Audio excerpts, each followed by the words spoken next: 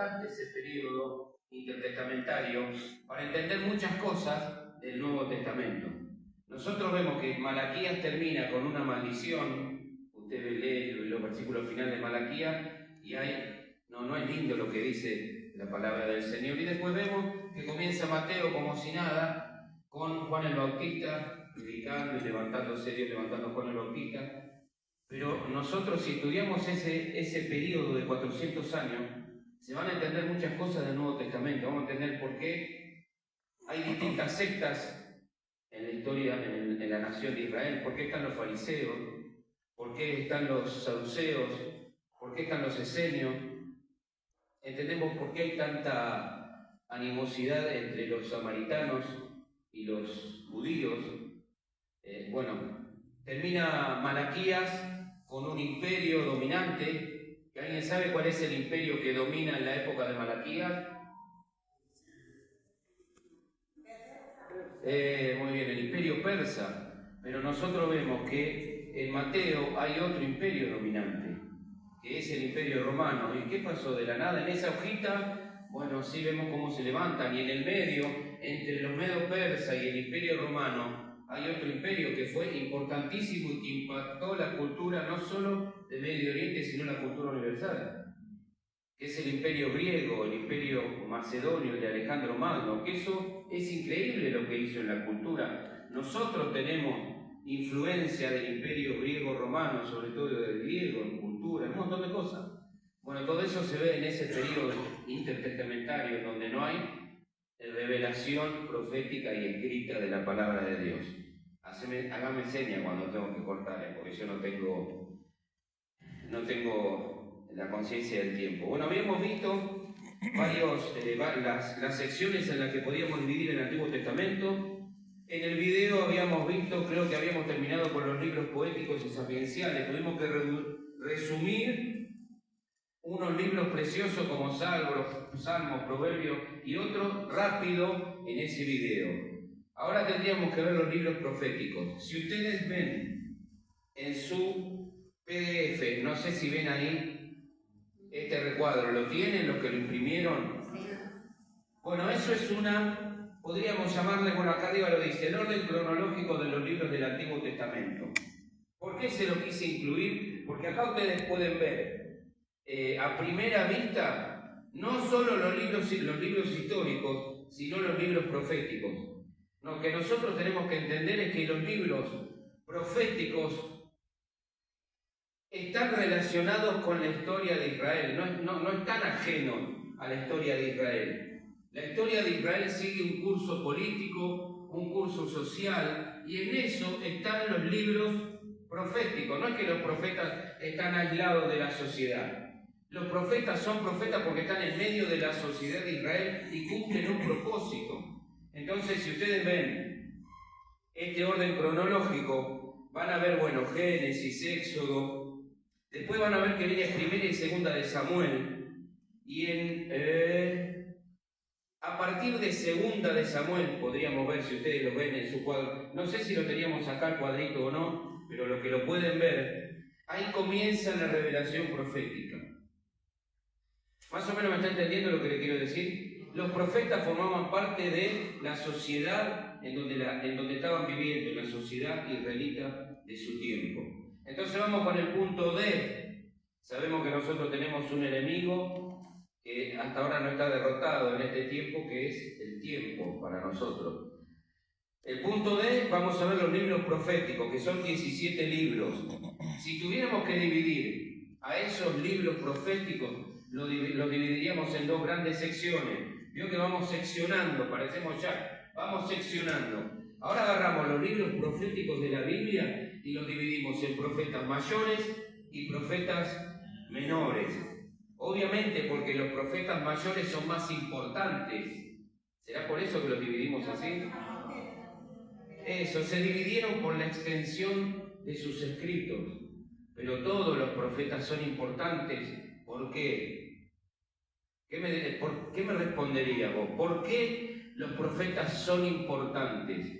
No importa el tamaño de lo que escribieron, ¿sí, hermano? Sí, porque era revelación divina. Era Dios hablándole a su pueblo. Eran mensajeros de Dios. Entonces tenemos los 5 profetas mayores, que lo tenemos acá: Isaías, Jeremías, Lamentaciones de Jeremías. No sé si alguna vez la leíste, pero es una bendición que lo puedas leer, porque son las lamentaciones de Jeremías al ver a Jerusalén destruyéndose, ve el juicio de Dios cayéndose sobre su pueblo. Ezequiel y Daniel. Y los profetas menores, que son 12, tenemos a Oseas, Joel, Amós, Abdías, Jonás, bueno, todos los que tenés ahí escritos. Ahí tenemos abajo, ¿te acordás que habíamos dicho que algo muy importante para nuestra comprensión de la Biblia es entender el género literario? ¿Puedo correrme? Porque si no, pobre, lo veo como es Ariel para todos lados. Es entender el género literario en el cual han sido escritos. ¿Te acordás que habíamos visto que la Biblia está escrita, es un libro extraordinario, ya no lo vamos a repasar, pero está escrita en distintos géneros literarios? No es lo mismo leer una genealogía que leer una profecía. No es lo mismo leer los relatos de hechos de los apóstoles con leer una parábola que el Señor Jesús enseñó. Tenemos que entender el género literario en el cual fue escrito, porque de ahí sacamos muchas enseñanzas. Eso es parte de la hermenéutica. Bueno, ¿qué género literario estoy leyendo? Algo que habíamos visto en el video es que los libros sapienciales están escritos en su mayoría en poesía. Y te acordás que la poesía hebrea tiene una gran diferencia con la nuestra. ¿Quién se acuerda cuál era la gran diferencia? Nuestra poesía se caracteriza, la poesía castellana, por la rima, pero la poesía hebrea tiene una característica totalmente distinta. ¿Cuál será la característica principal de la poesía hebrea? A ver, no tiene rima, bueno, muy bien, pero ¿cuál es la característica principal? Es como las vías de un tren, los rieles de un tren. Eso, el paralelismo. Y también se usan los acrósticos, bueno, es precioso, y eso también lo tenemos que entender. El género literario de los libros proféticos, ¿qué dice tu cartilla? Es literatura profética, profecía. Eso no quiere decir que no haya otros géneros dentro, pero en su mayoría los libros proféticos se caracterizan por eso, por ser literatura profética. Vamos a ver las características principales de esta literatura. Obviamente, no sé si se dan cuenta, no podemos entrar en detalle en cada libro, es una lástima. Si algún día el Señor lo permite, podremos ver en profundidad esto, pero ahora lo estamos viendo como un panorama general. Si tenés la cartilla, ¿cuál es la primer característica de los libros proféticos? El punto 1 que nos dice. Oráculos. Muy bien, oráculos, que son mensajes directos de Dios de juicio o salvación. Recordad que muchas veces leemos nosotros en la Escritura: vino a mí palabra de Jehová. El Espíritu de Jehová vino sobre mí. Bueno, esto es algo único en la Escritura y único. Esto ya no se vuelve a repetir. Ya en este tiempo no hay autoridad para decir: el Espíritu de Jehová vino sobre mí, y lo que hablo son palabras autoritativas para nosotros. Eso, hermano, los profetas de la Escritura son únicos. Yo no estoy negando que haya alguien que dé una profecía como un ministerio de una palabra profética puntual, pero ya no hay profecía de esta categoría, de esta inspiración y de esta autoridad. Cuando alguien desobedecía una palabra profética dada por los profetas, ¿qué sucedía? Sí, había juicio. ¿Era desobedecer a quién? A Dios mismo. Eso ya con el cierre del canon de la Escritura, eso, hermano, perdóname que te diga, ya se terminó. No tenés que tener temor a ningún profeta, llamado profeta, pseudo profeta, que venga y te diga algo en el nombre del Señor, porque si no te va a caer juicio. Nosotros estamos en otro pacto, hermano, no sé si entienden. Hay una gran diferencia. ¿Te acordás cuando lo habíamos visto que nosotros estamos en el nuevo pacto. El antiguo pacto tenía sangre de animales que no podían quitar el pecado, solo lo cubrían. Pero nosotros estamos bajo el nuevo pacto, bajo la sangre preciosa de Jesús que quita nuestros pecados. La Escritura dice que Jesús no solo quitó, sino que llevó sobre sí nuestros pecados. Por eso nosotros tenemos una conciencia libre de culpa. Estamos en paz, como dice Romanos, justificados pues por la fe, tenemos paz para con Dios. Podemos, gloria a Dios, estoy en paz con Jesús.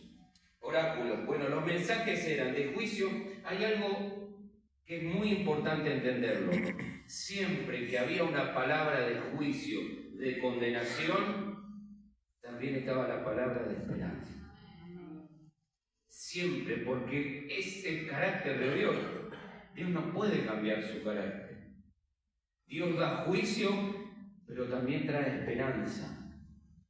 Es como cuando el Señor Jesús dice, yo castigo y corrijo a todos los que amo. Y lo está diciendo al final de la profecía, en la profecía final que es Apocalipsis. Y esta va a ser la característica. Y como ya lo viste en la primera clase, ¿esto qué es lo que va a hacer? Es una proyección, esa restauración, esa bendición. ¿En la persona de quién va a estar mirando hacia el futuro? En la persona del Mesías, en la persona de Jesús. Él es el renuevo, Él es el siervo sufriente, Él es el que a pesar de que Dios envíe juicio, de que envíe castigo, porque ese castigo es disciplinario, recordad, algo muy importante, porque estoy hablando de los oráculos de bendición y de maldición, ¿no? Porque de juicio y de disciplina para su pueblo, pero también de juicio y castigo a las naciones, porque algo muy característico de los profetas es no solo palabra a su pueblo, sino también a las naciones. Vamos a ver profecías en donde Dios le dice a Israel, bueno, es un tema extensísimo, en donde Dios disciplina al reino del norte y lo disciplina de una manera extrema, enviando a los asirios, y también, pero hay profecías en donde dice, pero ¿sabe qué? Yo no terminé con ustedes. No, va a venir alguien que va a restaurar, va a venir y va a restaurar. Jesús es el gran restaurador de todo. Y después cuando disciplina a Judá, después de 100 años, 120 años más o menos, disciplina a Judá, por eso yo me gusta utilizar esa palabra disciplina. Es un juicio disciplinario, porque Dios disciplina a los suyos. Y eso va a ser una característica. Y en esa disciplina también lo que vamos a ver es, pero ¿sabes qué? Van a pasar 70 años, Dios le dice por medio de Jeremías. Después de 70 años, ¿sabes qué? Ustedes van a retornar. Y tan segura era la palabra de Dios que Dios le dice a Jeremías, mira Jeremías, andá y comprá una heredad, escriturala, guardá el título de posesión. ¿Sabes por qué? Porque cuando ustedes retornen, eso lo hace solamente el Señor. Entonces, disciplina para los suyos y juicio condenatorio para los que no son de Él. Entonces tenemos oráculos, mensajes directos de Dios, de juicio, salvación. Poesía con lenguaje profético. El punto 3 nos dice relatos biográficos, experiencias de la vida del profeta, visiones, el profeta Daniel. Algo que hablaba con los hermanos ayer, que si vos ves una Biblia hebrea, la Biblia hebrea al profeta Daniel no lo tiene como profeta. ¿Sabés qué sección de su Biblia tienen al profeta Daniel, que nosotros lo tenemos en los libros proféticos? Ellos lo tienen en los libros poéticos. Poético, ¿por qué? Porque, bueno, ese hombre que se llamó Daniel escribió historia, no profecía. Nosotros entendemos que Daniel recibió revelaciones directas de Dios y cosas preciosas y extraordinarias. Visiones. El punto 5, vamos rápido. Acciones simbólicas. A ver, ¿quién se anima a decirme de los que son lectores de la Escritura o ha leído un poco qué profeta famoso realizaba actuaciones proféticas o acciones proféticas? O sea, él como que representaba la profecía. ¿Quién es? A ver.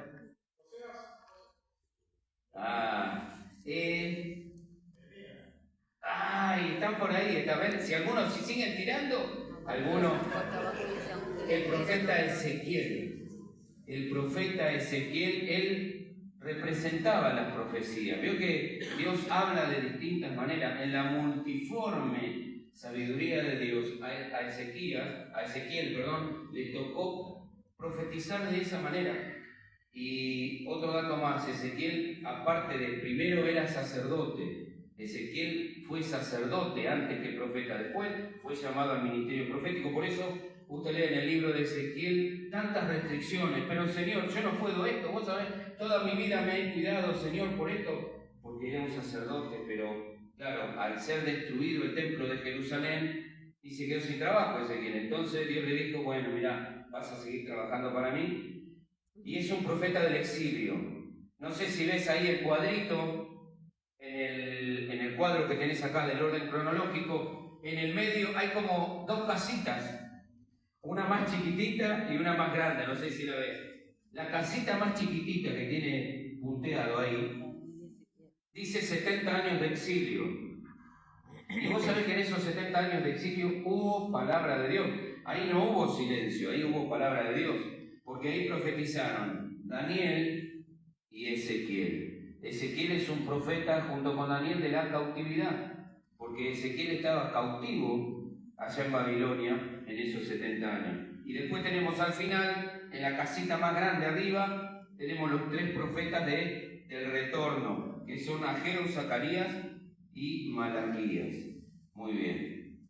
Bueno, el punto 6 nos habíamos quedado que es literatura apocalíptica. Todos esos 6 puntos podríamos definir el lenguaje que vamos a encontrar en los libros proféticos. ¿Cuántos eran para nosotros los libros proféticos? Habíamos dicho hace unos minutos. 17. ¿Cuántos profetas mayores? 5. ¿Y profetas menores? 12. No. ¿Te acordás los profetas menores en orden? Si yo te digo, vamos a buscar a Ageo, ¿lo encontré rápido? Ahí te cuesta, como a todos. Tenemos que ir al índice o no, ¿no? Bueno, lee los libros de los profetas menores porque son preciosos, son hermosos y nos enseñan muchas cosas. Vamos a ver el mensaje principal de los libros de los profetas. Tendríamos que compararlo con los mensajes proféticos de este tiempo. ¿Qué hacemos? Como que haríamos agua si comparáramos el ministerio profético de este tiempo al ministerio del tiempo de este, ¿no? De acá que estamos estudiando, a los tiempos actuales, ¿no? Mensaje principal. Y esto no le gusta a nadie. Llamado al Arrepentimiento. ¿Y a qué? Y a volver a cumplir los vínculos del pacto.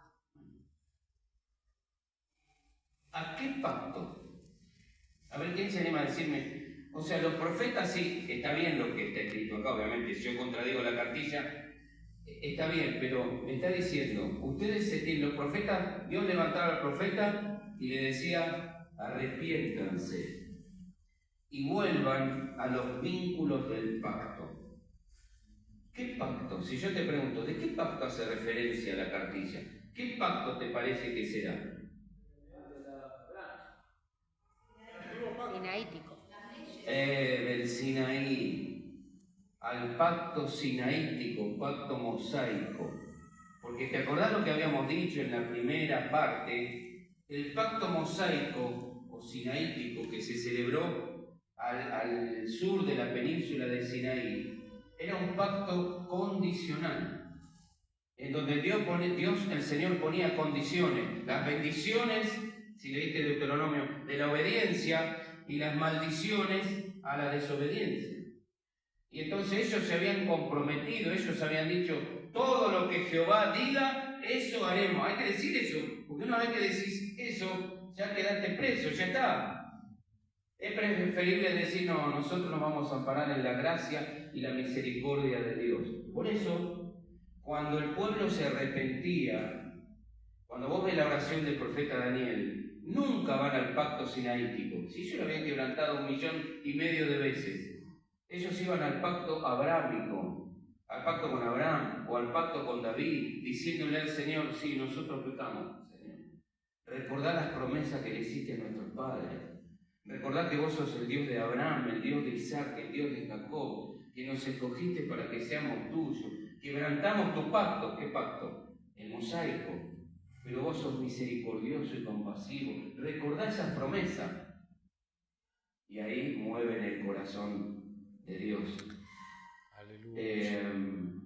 No me acuerdo, creo que Lutero había dicho, o Agustín, uno de los dos era, hablando acerca de la oración, que la oración es la fortaleza de los hombres, pero es la debilidad de Dios.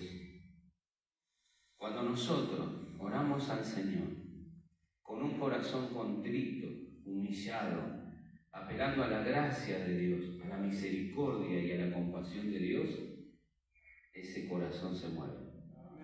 El corazón de Dios se mueve. Y es a lo que lo llaman los profetas.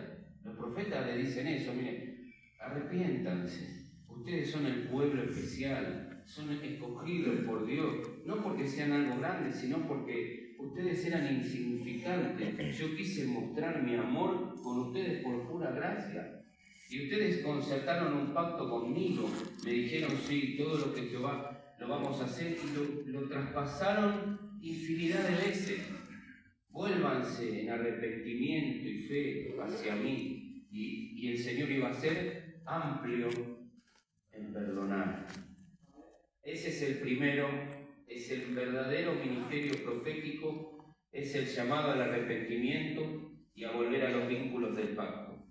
El segundo punto que tenemos del mensaje principal, juicio por el pecado a Israel y a las naciones. Obviamente, si Israel no obedecía a ese llamado al arrepentimiento, ¿cuál era la conclusión lógica? ¿Qué iba a pasar? Si vos lees el final del libro de los Reyes, del segundo libro de los Reyes, vos vas a ver cómo el Señor tiene que enviar. No es que Dios es un Dios malo que a la primera de cambio, como nosotros, nos enojamos y disciplinamos a nuestros hijos. No, Dios constantemente les enviaba y les levantaba profetas, sobre todo al reino del norte, a las tribus del norte, y los llamaba al arrepentimiento. No es que Dios no hizo nada. Dios envió profetas y mataban a los profetas, le hacían la vida imposible, rechazaban a los mensajeros, rechazaban la palabra del Señor, hasta que Dios determina la disciplina, Dios determina el juicio. Porque Dios es así, nos habla, muchas veces nos habla como un padre amoroso, hasta que y si nosotros hacemos oídos sordos, ¿qué hace el Señor con sus hijos?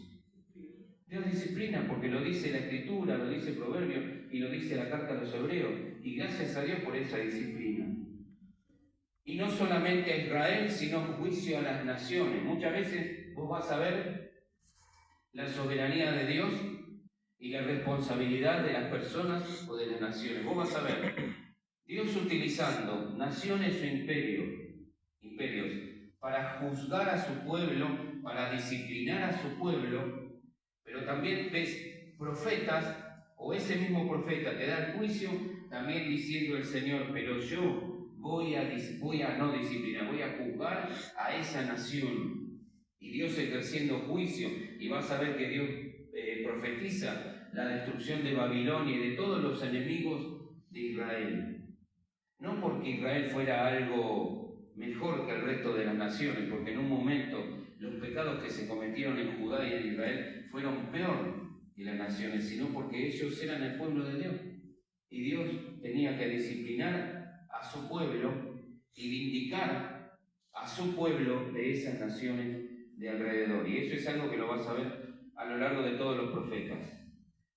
Acordate, los profetas van en paralelo con la historia de Israel, con el contexto socio-político y cultural de la nación de Israel. Algo que me impactó estudiando todo esto, estudiando los profetas y viendo, y hay algo que lo tenemos que entender para nuestro tiempo. Cuando yo lo entendí, para mí fue una bendición.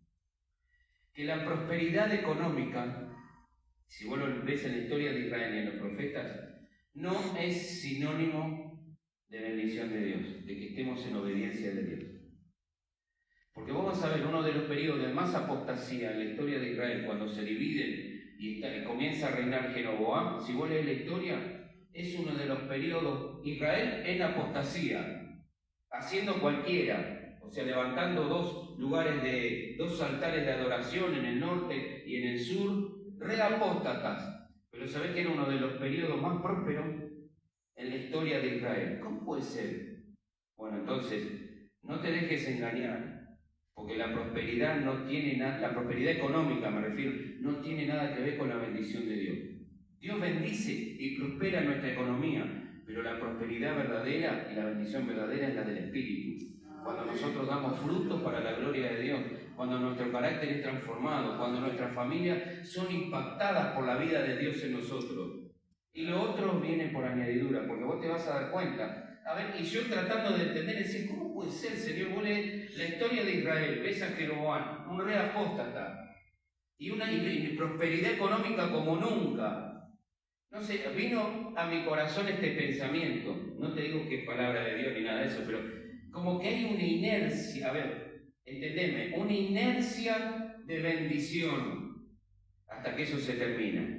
¿Sabés lo que significa inercia? Hasta que algo se detiene. Bueno, la bendición a causa de qué venía, a causa de David, a causa de los primeros años de Salomón, ¿me entendés? Y bueno, y esa bendición sigue hasta que por ahí se frena y viene la disciplina del Señor.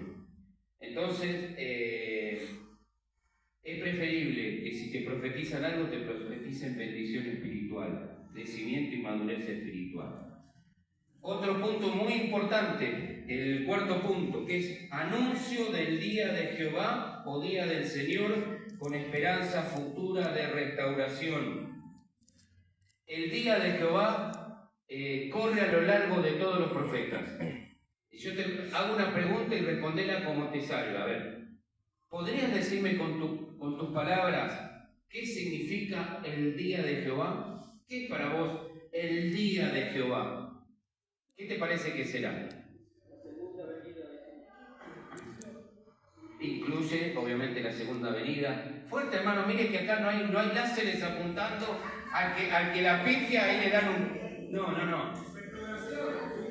Incluye restauración, sí. ¿Será un día? Porque dice el día. ¿El día será un día? No, cuando... A ver... Incluye también, sí. El día de Jehová es un periodo de tiempo. Se utiliza día porque en el contexto hebreo está hablando de tiempo. Es el tiempo en donde Dios intervendrá para juzgar a este mundo. Es la intervención, o sea, la historia no termina como estamos ahora. Que Trump derrotó y no. La historia humana termina con la intervención de su Creador, de nuestro Señor Jesucristo. Es Dios juzgando a este mundo y dando salvación y redención a los suyos y retribución a los impíos. Incluye un periodo largo de tiempo, que son los juicios, la disciplina para Israel, la restauración de Israel, los juicios a las naciones, el milenio, y termina y comienza con la eternidad, cuando nosotros estemos para siempre con el Señor. En los profetas, sobre todo en los profetas menores, se habla mucho del día del Señor. Y otra cosa, si vos querés estudiar Apocalipsis, estudiate los profetas. Tenés que entender los profetas, porque muchísimos pasajes del libro de Apocalipsis los vas a encontrar en los profetas. Muchas cosas muy similares, citas casi citas explícitas, son de los profetas. Porque claro, el Apocalipsis es la revelación final y es la intervención de Dios a este mundo. Entonces, ¿qué es el día del Señor? Es la última y futura intervención de Dios en este mundo. Este mundo no termina así. Termina cuando Dios lo determine y la intervención final de Él. Y muchas de las cosas que se ven en los profetas, vos vas a leer, ¡ay de aquel día! Es una frase, ¡ay de ese día! Algunos de los profetas dicen, ni su plata, ni su oro servirá el día que Dios intervenga. Podrán hacer búnkers, lo que sea, pero podrán irse a la luna, pero ya lo dijo David, ¿o no? Me podría ir a donde sea, pero ahí me encontrará tu espíritu. No podrán escapar para. Y nosotros estaremos con el Señor. Y bueno, el último punto es el anuncio del Mesías. ¿Nos quedan unos minutos ahí? Sí. Dice, bueno, acá un punto importante. Se menciona el pacto más importante de la Biblia.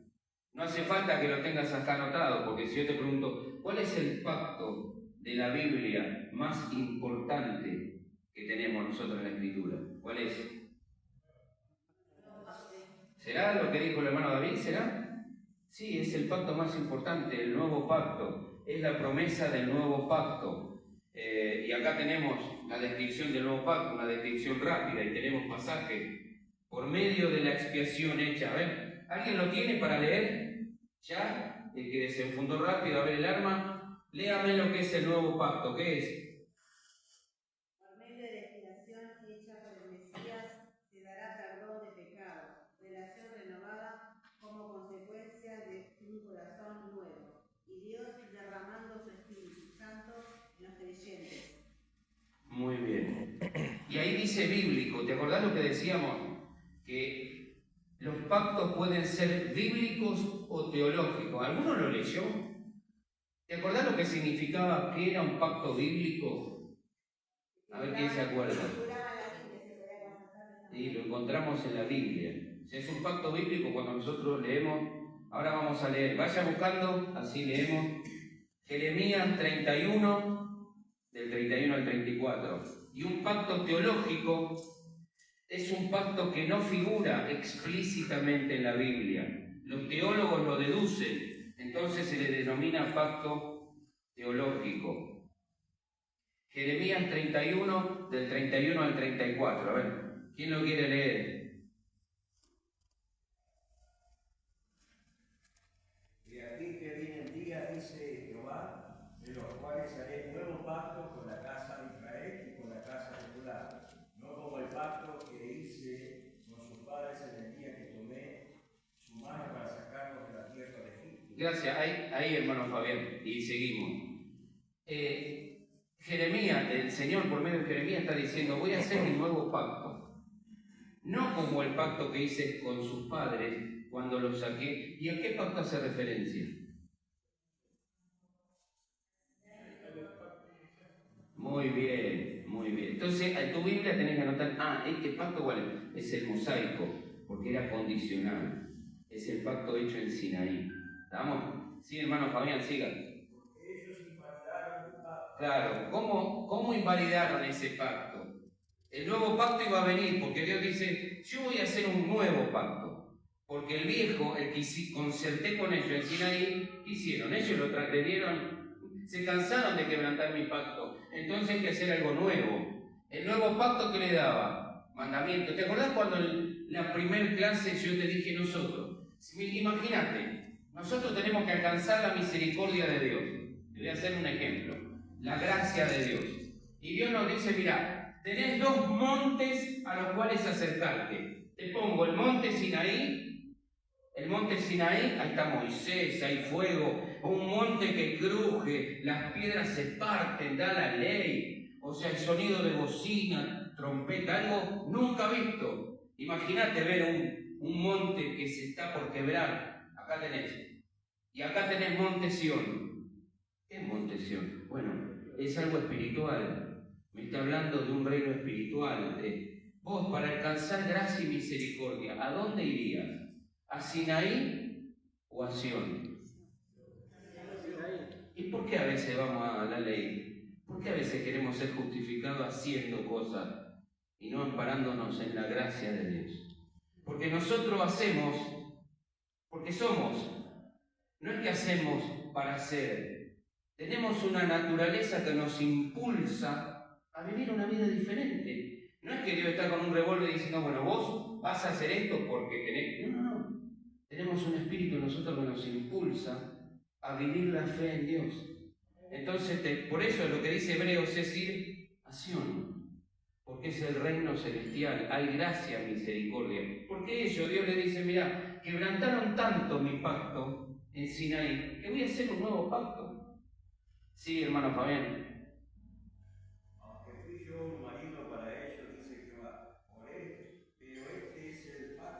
Perdón, hermano Fabián, ahí está. Porque esto tenemos que verlo, algo vamos a aprender. Aunque yo fui un marido para ellos, dice Jehová. ¿Qué quiere decir eso el Señor? Él fue un marido para su pueblo. ¿Habrá sido bueno Dios? Sí. ¿Y los maridos cómo tenemos que ser? Porque acá está diciéndole, mira, yo, para ustedes son mi nación.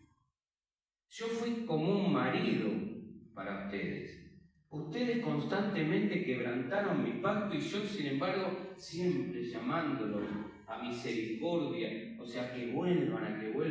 Tenés una historia muy preciosa en el libro del profeta Oseas, en donde Dios le muestra, por boca del profeta, le quiere decir a la nación, mira, ustedes podrán engañarme, vos podrás ser como esa mujer, pero mi corazón está en ustedes todavía. Dios es así con nosotros. ¿Cómo deberíamos ser nosotros?